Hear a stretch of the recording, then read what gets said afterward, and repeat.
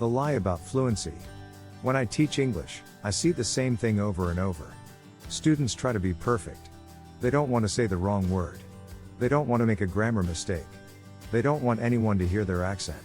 So what happens? They stay quiet. But here's what nobody tells them.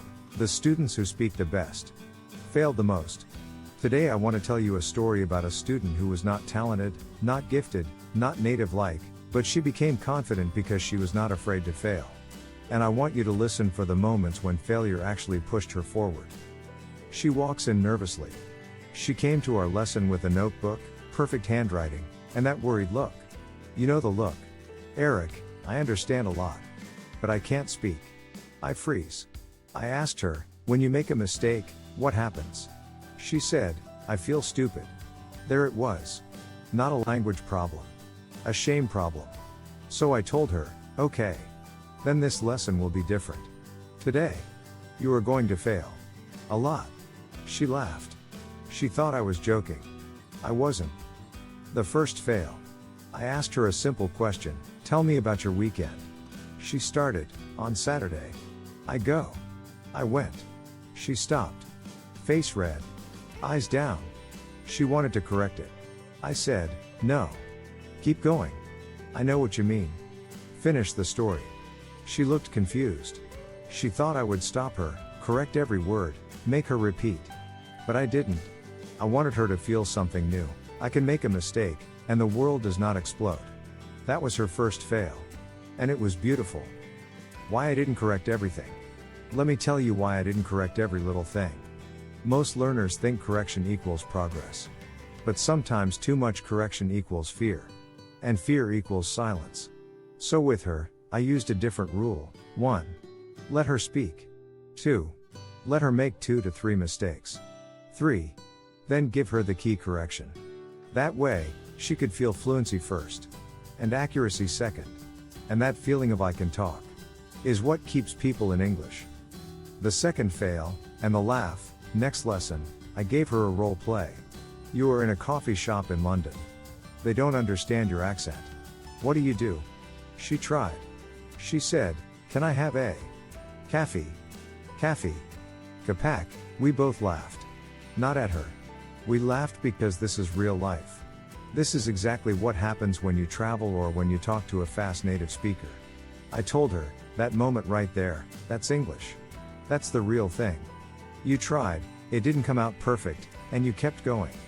That laugh removed 20% of her fear. Turning failure into data. After we laughed, I didn't say, you're bad at English. I said, okay, what did we learn from that fail? She said, I don't know how to say cappuccino fast. I said, good. Now you know exactly what to practice. That's the secret. Failure is not a verdict. Failure is information. When something feels hard, it is your brain telling you, work here. So we practiced, can I get a cappuccino? Can I get a cappuccino, please? Actually, make it 2 cappuccinos. Repeat. Confidence rises. The real test. A few weeks later, she had to talk to her company's foreign manager. This was the kind of call that used to terrify her. Before, she would say, can someone else do it? But this time she told me, I will do it. I will probably make mistakes. But I will do it. That sentence told me everything. She didn't say, I am perfect now. She said, I can fail and still do it. That's fluent energy. She fails again. And wins. After the call, she sent me a message. Eric, I made 2 mistakes with the past tense. I said I sent yesterday instead of I sent yesterday. But he understood me. We finished the call. And I felt normal. Do you know how powerful that is? She failed. And nothing bad happened. She failed. And communication still worked. She failed. And her confidence went up. This is the part students miss. You don't get confident after success, you get confident after surviving failure. My rule for all ESL students.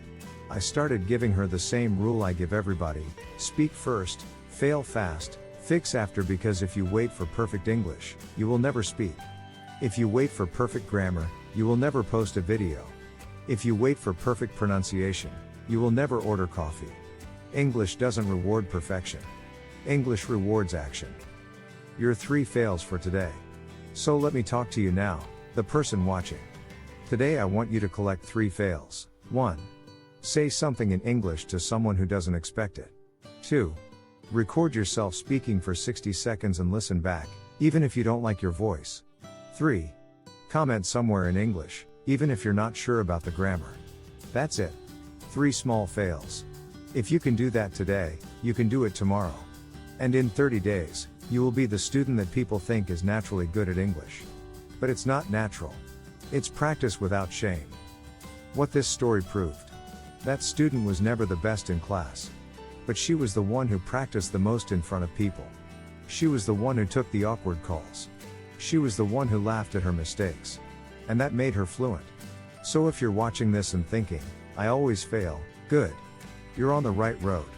If this story helped you, stay with me here on the channel. I post English stories, real situations, and motivation to keep you speaking, even when it's messy. Because time doesn't make you fluent. Perfect notebooks don't make you fluent. Failing forward makes you fluent. Subscribe, watch the next story, and go get those 3 fails today.